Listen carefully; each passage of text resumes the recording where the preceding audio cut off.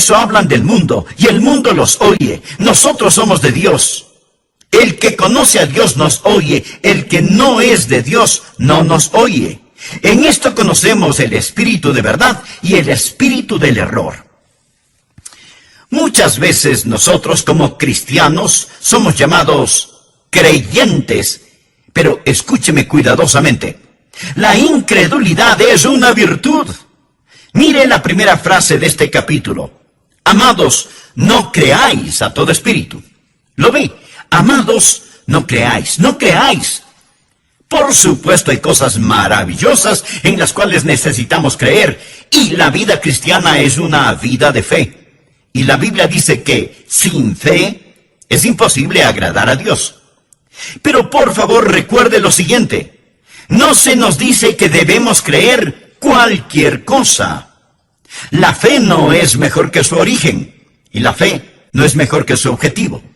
De alguna manera tenemos la idea de que estamos supuestos a creer cualquier cosa y todas las cosas solo porque somos creyentes. Permítame decirle lo que es la fe. Fe no es simplemente decidir qué es lo que quiero creer y entonces creerlo.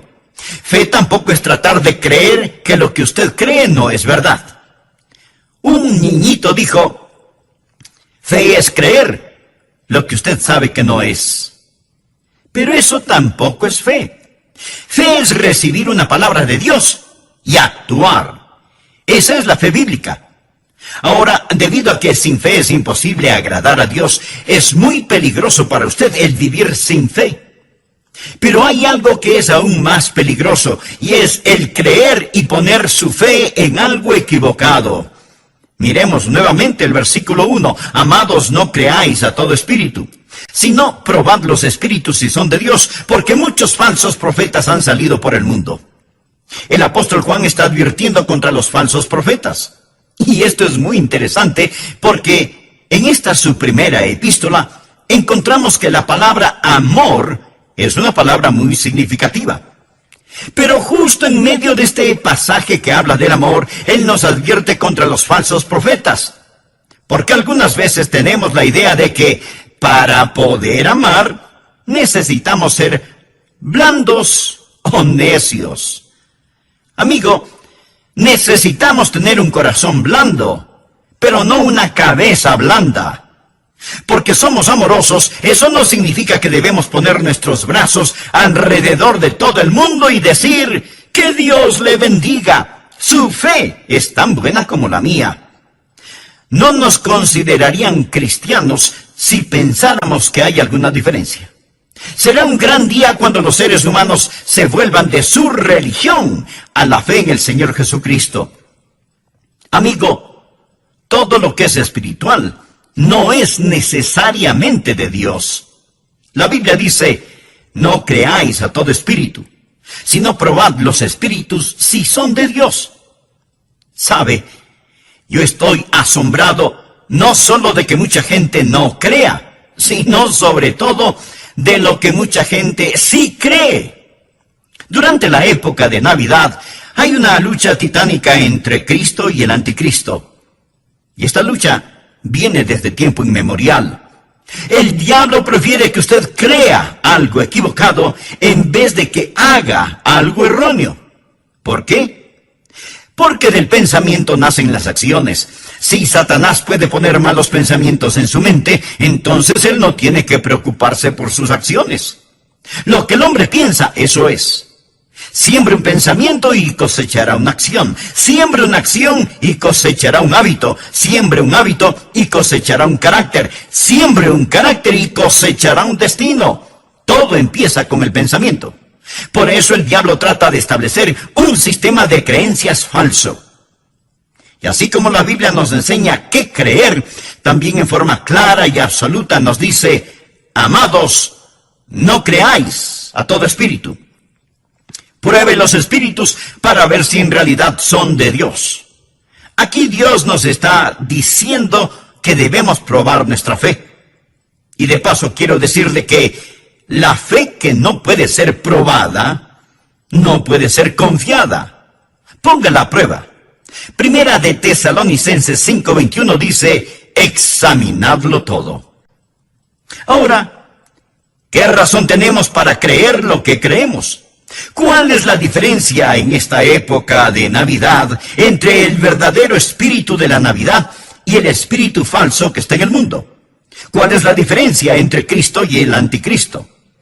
Es mejor que usted lo sepa, que lo aprenda, que pueda discernir la diferencia entre un verdadero profeta y un profeta falso. Porque detrás de cada profeta hay un espíritu. O es el espíritu de Satanás, o es el espíritu del Dios omnipotente. En esta época en la cual vivimos, estamos siendo bombardeados por toda clase de cosas. ¿Cómo se prueba un profeta? Voy a mencionar 3 o 4 cosas para que usted las anote. Estas no están específicamente en el texto, pero cuando hagamos referencia al mismo, enfocaremos este asunto un poco más. Así que voy a mencionar algunas maneras en que usted puede probar si un profeta es o no de Dios. Primero, pruébelo por sus métodos. Anote al margen Judas 4. Porque algunos hombres han entrado encubiertamente, los que desde antes habían sido destinados para esta condenación, hombres impíos que convierten en libertinaje la gracia de nuestro Dios y niegan a Dios, el único soberano, y a nuestro Señor Jesucristo. Ahora la llave para este versículo y la razón por la que lo he usado es porque dice que algunos hombres han entrado encubiertamente. La incredulidad, la falsa doctrina, es muy sutil. Aparece casi inadvertida junto a la puerta y simplemente penetra. Eso es lo que Judas nos está diciendo. Piense primero en todos sus métodos. Son muy sutiles. La Biblia, al hacer referencia a Satanás en el jardín del Edén, dice que él es más sutil que cualquier otro animal sobre la tierra. Él es un mentiroso y padre de la mentira. Y sus mejores mentiras suenan como si fueran verdad. Así que primero, sus métodos son muy sutiles. Segundo, pruébelo por sus motivos. Leamos lo que dice 2 de Pedro capítulo 2, versículos 2 y 3. Y muchos seguirán sus disoluciones, por causa de los cuales el camino de la verdad será blasfemado, y por avaricia harán mercadería de vosotros con palabras fingidas. Los falsos profetas siempre son codiciosos y con palabras mañosas y astutas manipulan a las personas crédulas. La motivación de los falsos profetas es el explotar a la gente. Hacen de usted mercadería en lo financiero, lo político y lo personal. Pudiera ser que no les importe demasiado el poder político o económico, pero quieren exhibirse como que fueran personas importantes. Por eso, usted tiene que estar alerta a sus métodos y a sus motivos. Tercero, pruébelos por su moral. Leamos nuevamente la segunda parte de Judas 4. Hombres impíos que convierten en libertinaje la gracia de nuestro Dios. ¿Qué significa esto? ¿Qué quiere decir libertinaje? Significa inmoralidad. Ellos dicen, bueno, si usted es salvo por gracia, entonces puede vivir como se le antoje. Amigo, escúcheme. No les confíe ni su dinero ni su familia. Ellos han convertido la gracia de Dios en libertinaje. Pruébelos por la clase de moralidad que exhiben. Cuarto, pruébelos por su ministerio. En Mateo 7, versículos 15 y 16, el Señor Jesucristo dijo lo siguiente: guardaos de los falsos profetas, que vienen a vosotros con vestidos de ovejas, pero por dentro son lobos rapaces. Por sus frutos los conoceréis. Si usted quiere probar a quien quiera que se diga ser un profeta, simplemente mire los frutos de su ministerio. Evalúe los frutos de aquellos que los siguen. Jesús dijo que los conoceremos por sus frutos. Como el profeta, así son sus seguidores.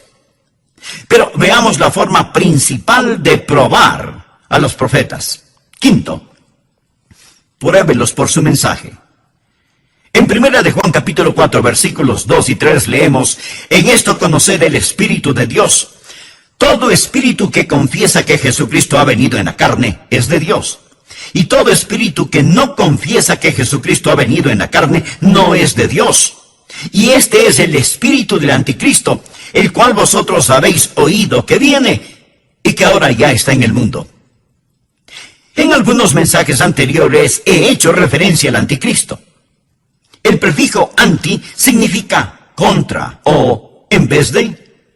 Y esa es la forma en que Satanás hace su trabajo. Satanás está en contra de Cristo. Así que trae un sustituto de Cristo. El diablo no niega la religión. De hecho, la religión es su principal herramienta. Su método no es tanto el negar, sino el tergiversar. Así que cuando usted le pregunta a un falso profeta, ¿cree en Jesús?, él le responderá: por supuesto que creo en Jesús. Pero note lo que Pablo dice en 2 de Corintios 11:4. Porque si viene alguno predicando a otro Jesús que el que os hemos predicado, o si recibís otro espíritu que el que habéis recibido, u otro evangelio que el que habéis aceptado, bien lo toleráis. Lo que Pablo está diciendo es: ustedes son tan tontos que dejan que alguien venga y les predique acerca de otro Jesús. Dejan que otra persona venga y les guíe hacia otro espíritu o les desvíe hacia un evangelio diferente. Amigo, no debemos olvidar que Satanás se transforma en ángel de luz. Todo esto es trasfondo para el mensaje de hoy. Ahora présteme atención. Esta época de Navidad, como cada Navidad, vamos a tener que escoger entre Cristo y el anticristo. Y la Biblia nos dice que no debemos creer a todo espíritu, que debemos probar los espíritus si son de Dios. Ahora, para probar cualquier cosa, usted necesita un modelo, una norma, un patrón, un criterio establecido que le permita hacer la prueba. ¿No es cierto? Ahora, cuando Juan nos dice que no debemos creer a todo espíritu, sino probad los espíritus si son de Dios, o sea, si son de Cristo o del anticristo, nos da 3 pruebas mayores. ¿Cómo los prueba? ¿Cómo los conoce? Voy a compartir estas 3 pruebas mayores para que en esta Navidad usted sepa si va a celebrar a Cristo o al anticristo. ¿Cómo se prueban los espíritus? Primero, pruebe los espíritus por la palabra de Dios. Veamos lo que dice 1 de Juan 4:6. Nosotros somos de Dios. El que conoce a Dios nos oye. Ahora, Juan fue un apóstol y él, junto con los otros apóstoles, trajo la palabra de Dios. De hecho, al comienzo de su primera epístola, Juan nos dice lo que era desde el principio, lo que hemos oído, lo que hemos visto con nuestros ojos, lo que hemos contemplado y palparon nuestras manos tocante al verbo de vida, porque la vida fue manifestada y la hemos visto. Y testificamos y os anunciamos la vida eterna, la cual estaba con el Padre y se nos manifestó. Lo que hemos visto y oído, esto os anunciamos. Los apóstoles fueron aquellos que vieron a Jesús, oyeron a Jesús, fueron ungidos y separados para traer la palabra de Dios. Esta es la razón por la cual la Biblia dice que somos edificados sobre el fundamento de los apóstoles y profetas. O sea, los profetas que escribieron el Antiguo Testamento y los apóstoles que escribieron el Nuevo Testamento. La iglesia que pastoreo está edificada absolutamente sobre el fundamento de los profetas y apóstoles que nos trajeron la palabra de Dios. Pastor Rogers, ¿es usted un profeta? No en el sentido clásico de la palabra, no con P mayúscula. Pastor Rogers, ¿es usted un apóstol? No en el sentido clásico de la palabra, no con A mayúscula. Pero déjeme decirle algo. Tanto como puedo sostener la Biblia en mis manos y predicar acerca de lo que dice, puedo predicar con la autoridad de un profeta y de un apóstol, porque estoy predicando lo que ellos dijeron, lo que ellos predicaron. La iglesia está construida sobre el fundamento de profetas y apóstoles. Así que cuando por ahí aparece un profeta o por allá asoma un espíritu, ¿cómo los pruebo? Los pruebo con la palabra de Dios.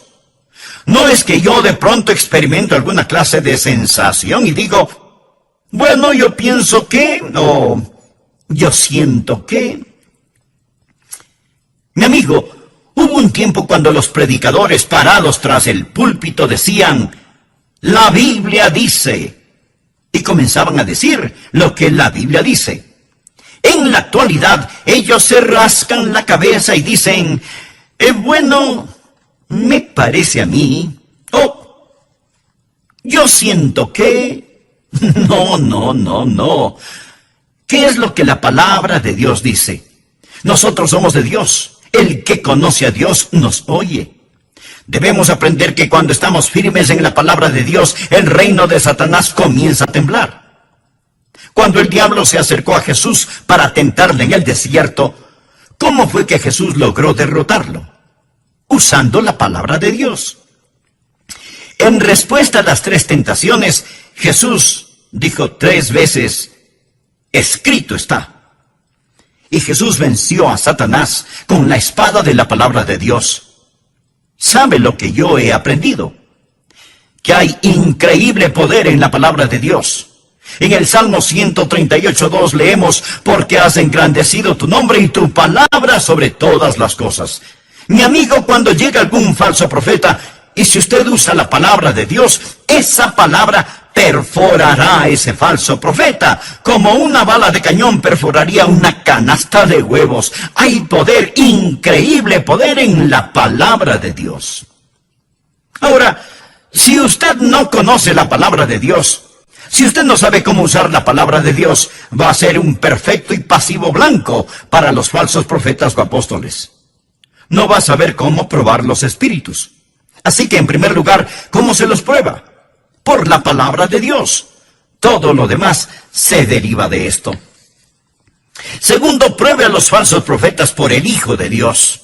Leemos en 1 de Juan capítulo 4 versículos 2 y 3. En esto conoced el Espíritu de Dios. Todo espíritu que confiesa que Jesucristo ha venido en la carne es de Dios. Y todo espíritu que no confiesa que Jesucristo ha venido en la carne no es de Dios.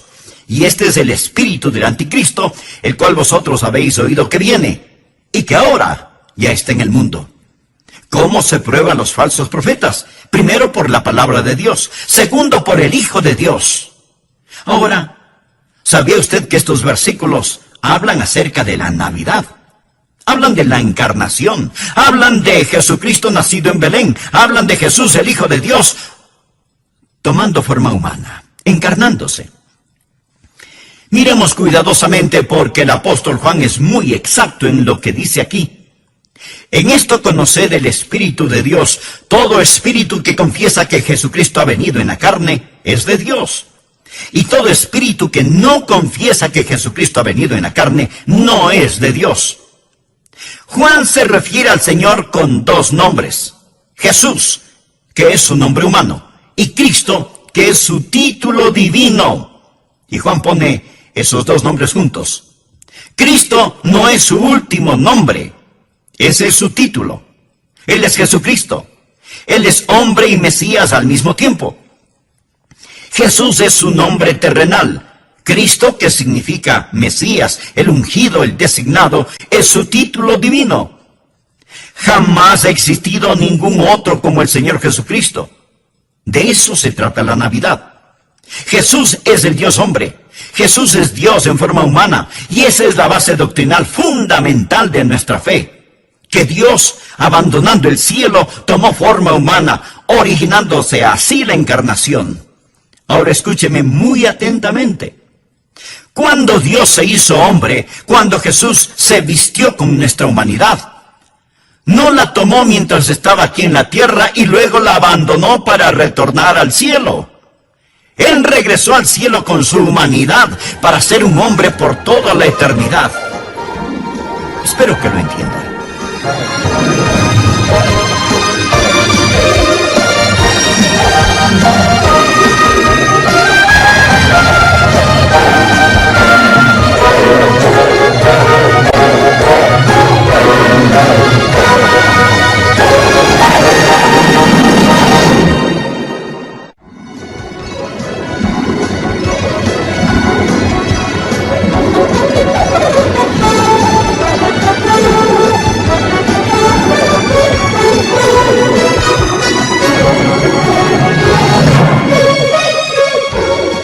veces en forma romántica y sentimental decimos que los bebés vienen del cielo. Pero todos sabemos que biológicamente los bebés se forman en el vientre de la madre. Y eso es un milagro extraordinario. Pero el Señor Jesucristo, cuando nació en Belén, fue quien creó a su propia madre y era tan anciano como su propio padre. Él no tuvo su comienzo en Belén. Dios envió a su Hijo. Jesucristo vino a este mundo en forma humana y desde ese mismo instante, Dios se manifestó en la carne. Muchas veces nosotros como cristianos somos llamados creyentes. Pero escuche, en este caso, la incredulidad es una virtud. En 1 de Juan, capítulo 4, versículo 1 dice: Amados, no creáis a todo espíritu. Dice no creáis. Por supuesto que hay cosas maravillosas en las cuales necesitamos creer y la vida cristiana es una vida de fe. La Biblia dice que sin fe es imposible agradar a Dios. Pero, por favor, recuerde lo siguiente. La Biblia no nos dice que debemos creer en cualquier cosa. La fe no es mejor que su origen y la fe no es mejor que su objetivo. De alguna manera, tenemos la idea de que estamos arrastrados a creer cualquier cosa y toda idea, solo por el hecho de ser creyentes. Sin fe es imposible agradar a Dios. Es muy peligroso para usted vivir sin fe, pero más peligroso aún es creer, poner su fe en algo equivocado. El doctor Adrián Rogers, si será la Navidad de Cristo o del Anticristo. Segundo, pruebe a los falsos profetas por el Hijo de Dios. Leemos en 1 de Juan capítulo 4 versículos 2 y 3. En esto conoced el Espíritu de Dios. Todo espíritu que confiesa que Jesucristo ha venido en la carne es de Dios. Y todo espíritu que no confiesa que Jesucristo ha venido en la carne no es de Dios. Y este es el espíritu del anticristo, el cual vosotros habéis oído que viene, y que ahora ya está en el mundo. ¿Cómo se prueban los falsos profetas? Primero, por la palabra de Dios. Segundo, por el Hijo de Dios. Ahora, ¿sabía usted que estos versículos hablan acerca de la Navidad? Hablan de la encarnación, hablan de Jesucristo nacido en Belén, hablan de Jesús, el Hijo de Dios, tomando forma humana, encarnándose.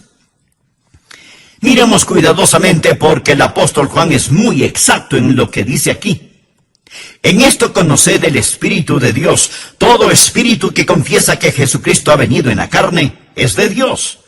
Y todo espíritu que no confiesa que Jesucristo ha venido en la carne no es de Dios. Juan se refiere al Señor con dos nombres. Jesús, que es su nombre humano, y Cristo, que es su título divino. Y Juan pone esos dos nombres juntos. Cristo no es su último nombre. Ese es su título.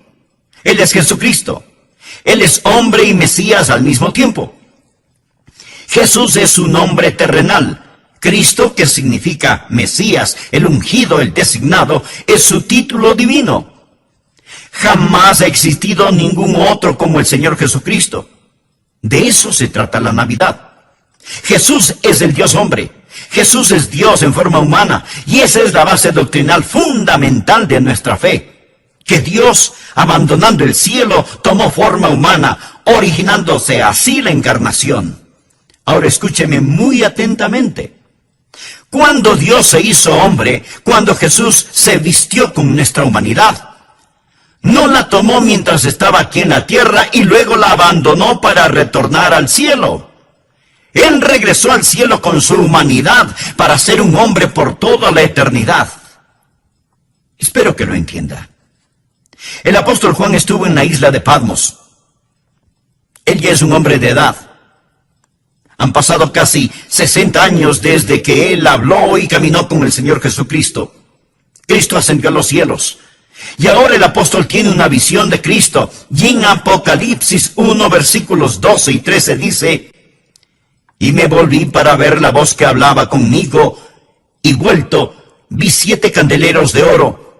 Y en medio de los 7 candeleros, a uno semejante al Hijo del Hombre, vestido de una ropa que llegaba hasta los pies y ceñido por el pecho con un cinto de oro. Después de 60 años, Juan tiene esta revelación de Cristo en el cielo y ve a uno semejante al Hijo del Hombre. Jesús se hizo el Hijo del Hombre para que nosotros pudiéramos ser hijos e hijas de Dios.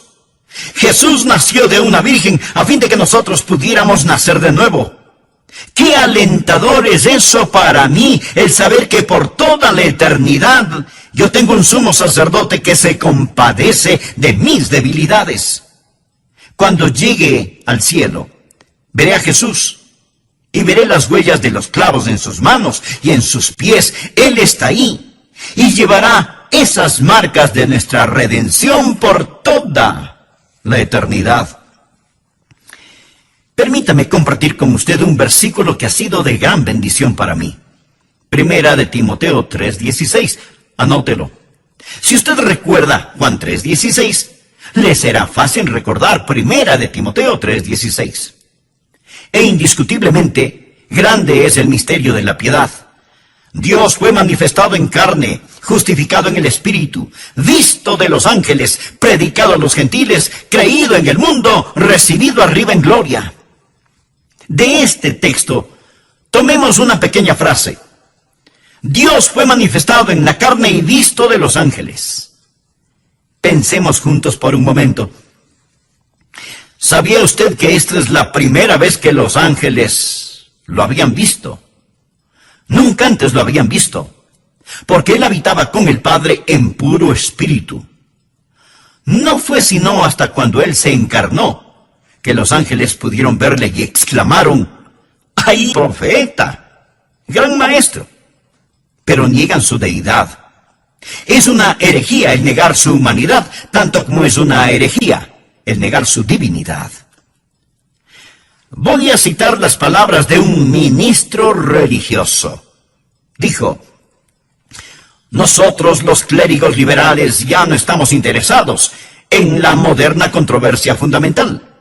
Creemos que no debemos perder nuestro tiempo en eso.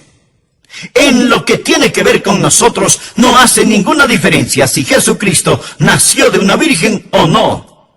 Ni nos molestamos en dar una opinión al respecto. Mi amigo, religiosos así deben dejar el púlpito y conseguir otro tipo de trabajo. Otro predicador dijo lo siguiente: hemos cerrado nuestras mentes a consideraciones triviales como la cuestión de la resurrección de Cristo.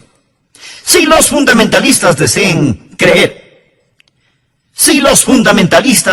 creer en esas necedades, no tenemos objeción, pero nosotros tenemos cosas más importantes que predicar que la presencia o ausencia de un cuerpo en una tumba vacía hace más de 20 siglos. ¿Puede imaginarse eso? Ahora voy a citar lo que dijeron dos líderes denominacionales.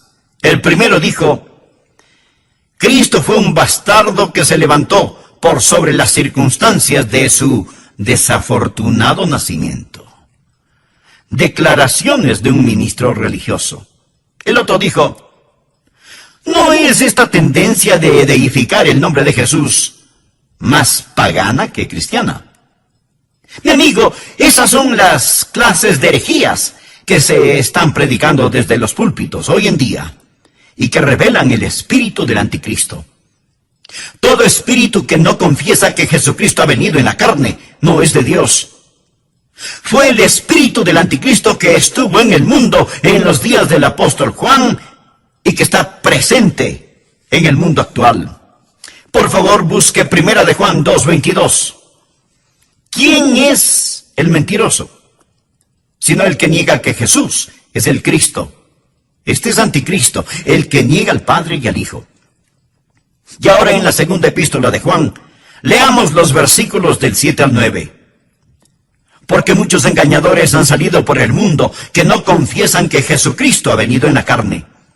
Quien esto hace es el engañador y el anticristo.